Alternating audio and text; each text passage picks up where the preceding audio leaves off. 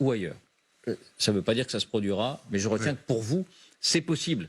Et que le sort de l'Ukraine n'est pas seulement dans les léopards, dans les autres types de chars ou dans les avions de guerre. Bien sûr, ça aiderait, mais que... ça aidera. Ça aidera. Pour les avions, on verra. Mais que ceci n'est pas forcément lié à cela. L'arrière-plan diplomatique, maintenant. C'est dans ce contexte que le Wall Street Journal fait état de pression, peut-être de pression sans équivalent, sur Volodymyr Zelensky de la part de l'Occident.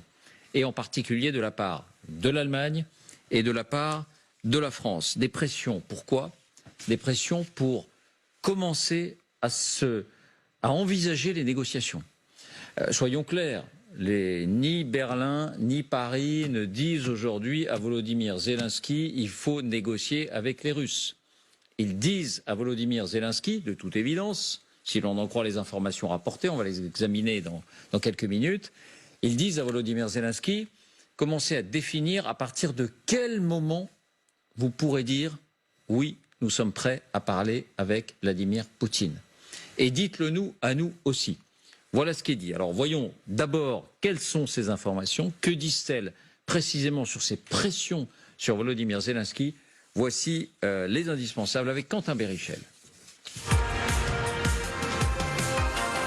Bonsoir Quentin. Bonsoir David, bonsoir à tous. Alors premier titre de presse à donner ces informations, ce n'est pas n'importe lequel, c'est le Wall Street Journal. Oui, le quotidien américain cite 3 responsables occidentaux qui révèlent cette information. L'essentiel s'est déroulé le 8 février au palais de l'Élysée. Emmanuel Macron reçoit alors le président ukrainien Volodymyr Zelensky lors de sa tournée européenne. Le chancelier allemand Olaf Scholz est lui aussi invité à l'événement. Et c'est lors de ce dîner que le président français, selon le journal, a explicitement demandé à Volodymyr Zelensky de se préparer à négocier avec Vladimir Poutine. Sous-entendu, il ne peut pas y avoir qu'une unique solution militaire. Emmanuel Macron a dit à Volodymyr Zelensky qu'il avait été un grand chef de guerre, mais qu'il devait maintenant devenir un homme d'État et prendre des décisions difficiles, déclare l'une de ses sources.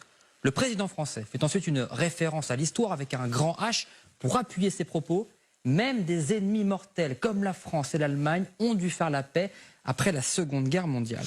En clair, le chef de l'État ne croit pas à la victoire ukrainienne sur le champ de bataille et ceux qui ont la mémoire courte se souviennent de ses propos dans son avion à son retour de la conférence de Munich il y a une dizaine de jours. Aucun des deux côtés ne peut l'emporter entièrement, ni l'Ukraine ni la Russie, car les effets de la mobilisation ne sont pas aussi importants que prévu. On a aussi vu que ce week-end, quelques heures après l'annonce du plan de paix proposé par la Chine, Emmanuel Macron a été l'un des seuls dirigeants occidentaux à soutenir l'initiative chinoise. Écoutez le président de la République.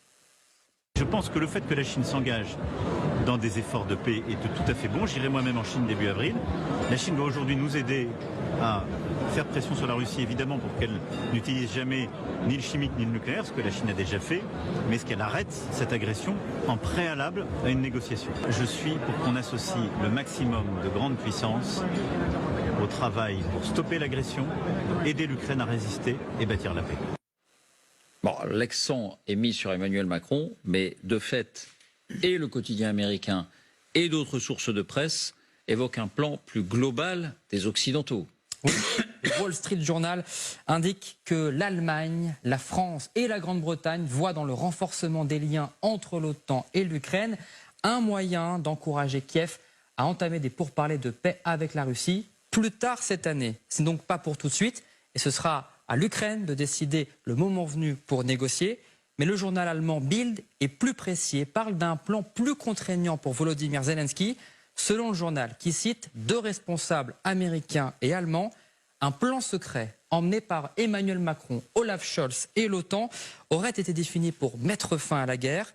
Il était présenté comme un ultimatum à Volodymyr Zelensky. En échange de livraisons massives d'armes, l'OTAN veut donner à l'Ukraine la chance de reprendre plus de territoires occupés d'ici à l'automne. Si les contre-offensives échouent, la pression sur Kiev pour négocier avec le Kremlin augmentera. En clair, les Occidentaux donneraient 8 mois maximum à l'Ukraine pour gagner sa guerre. sans quoi Volodymyr Zelensky sera conduit à négocier avec Vladimir Poutine. L'information n'a pas été confirmée ce soir par aucun dirigeant occidentaux, mais pour le général Desportes, ancien directeur de l'école de guerre, il n'y a rien d'anormal à discuter aujourd'hui de négociations à ce moment de la guerre. Écoutez. L'histoire des guerres, c'est que vous ne les conduisez correctement que si vous avez défini à un moment donné et assez rapidement le type de paix que vous voulez obtenir. La paix, à la fin, c'est la paix de l'Europe et nous avons notre mot à dire à la fin dans les conditions de la paix. Nous sommes partie prenante intégralement parce que c'est nous qui irons éventuellement redéfendre après l'Ukraine, etc. Merci Quentin.